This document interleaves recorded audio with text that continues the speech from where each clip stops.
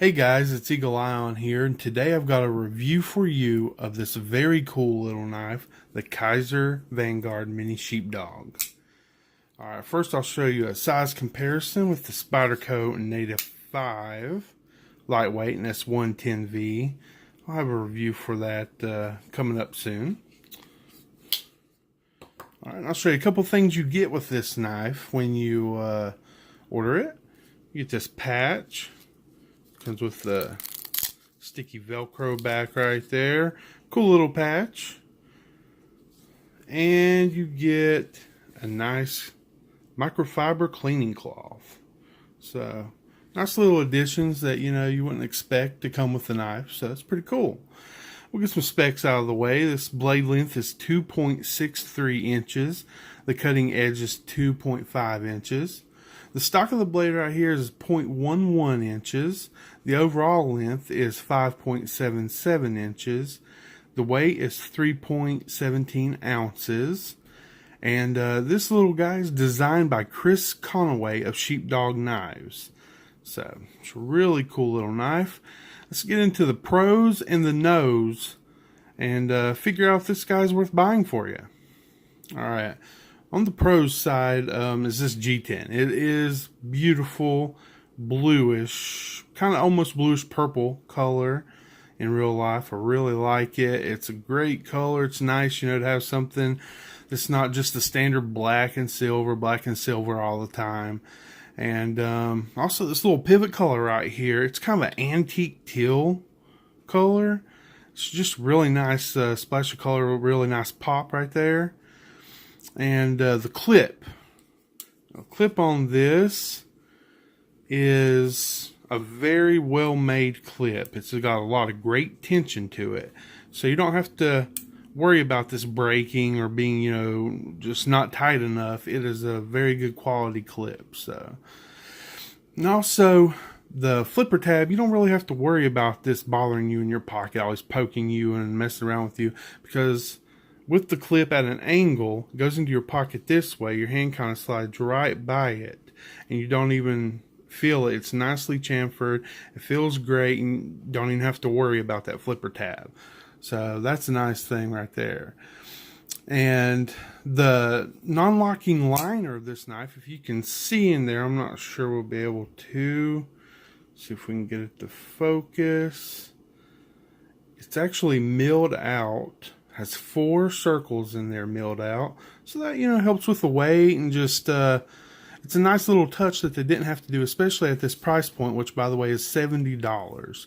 So it's a very good price point for this knife.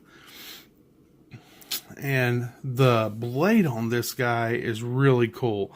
This is my first kind of cleaver style blade. It's kind of a sheep's foot cleaver style blade, and I'm really liking it. It's a lot more utilitarian than I thought it would be. Very useful, and just a really cool looking blade shape in my opinion. And it actually it has some heft to it, but it's pretty thin at the behind the edge at the bottom, so the heft actually balances this knife really well. Nice balancing point right there at the center. I really like that. And it came razor sharp. This thing eats cardboard for breakfast. This knife had an awesome sharpening, done for it by the manufacturer. So I really appreciate that. Sometimes you get they're pretty dull from the manufacturer, but this had a great sharpening job done on it. So. And I also like to hold it like in the pinch grip, like this. You can do some detail work, really choke up on that blade. And also this, put your index finger on that little groove that's nicely chamfered, really get some detail work done in there. It's a really cool blade shape to be able to do that with. I really like that. And it's also made of VG10, which is in the Spyderco Delica and Duras. It's a good steel, very good steel. There's some steels, superseding it now. Of course, there's 3V, there's S110V, S90V, S30V, S35VN. But this is still a great steel, and it's definitely not a budget steel by any means. It has great edge retention. The corrosion resistance is very good. and it has a more of a tendency to roll. The edge will roll rather than chip, which I really like. You can always resharpen that and straighten the edge out, but the chipping, you're losing metal, and I'd just much rather have it roll than chip. If you can see on here the logos, the Kizer logo, the writing, and the Sheepdog logo, if I can get it to focus. There we go. They're all, pretty small, pretty out of the way, and just very tastefully done. They look good. It's not just taking over the blade and looking kind of silly, kind of like some of the cold steel knives. Just huge writing, different fonts all over those blades, They just don't look good. But this is very tastefully done.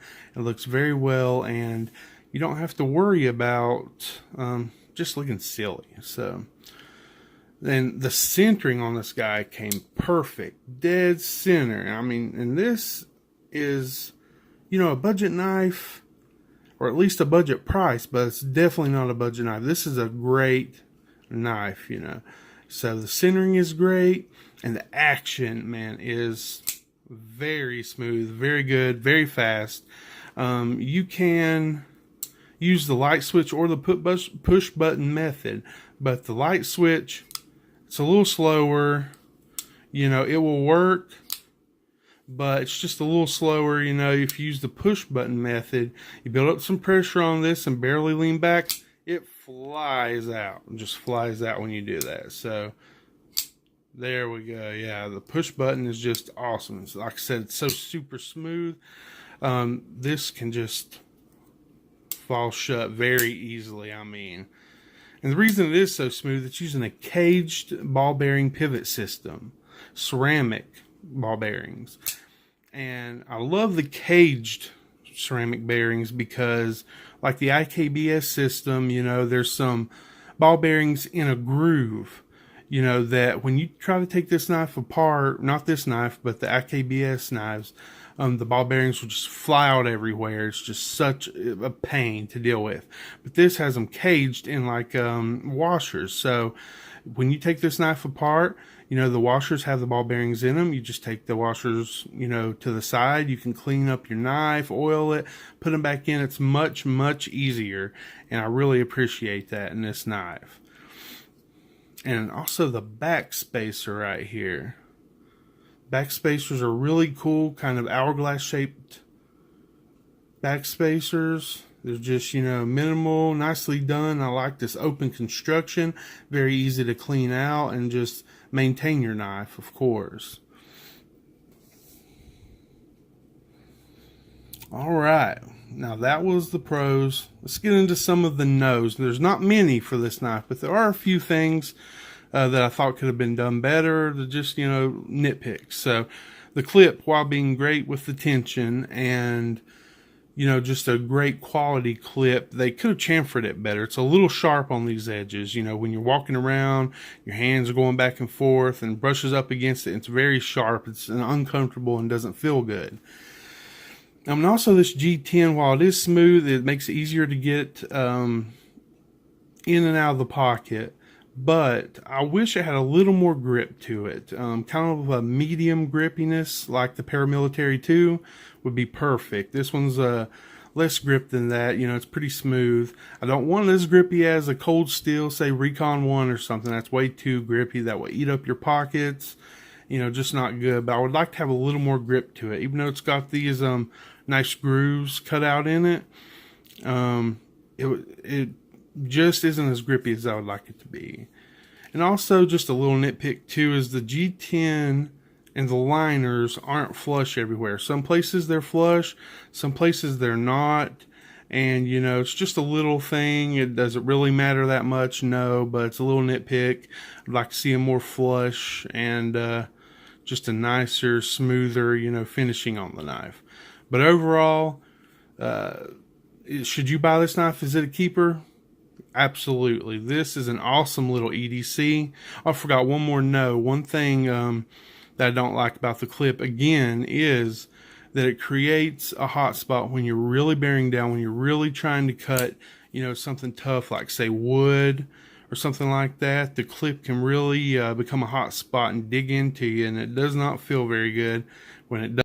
So finally, if you're looking at this knife thinking, should I buy it, should I not, I highly recommend this knife. I think it's a great knife, good steel, beautiful G10, you know. It's got a good ergonomics, a 3-finger grip for me, but still good ergonomics. You can choke up on that blade, really get some detail work done. It's just an awesome knife overall, and I highly recommend this knife. It's a great price. For what you get is amazing for this price point. And you know, if you would buy a real sheepdog knife, a custom sheepdog knife, you would be paying hundreds of dollars. So at $70, this is an awesome knife at a great price point. So I highly recommend this knife. And remember, guys, always keep your knives sharp and have an awesome day.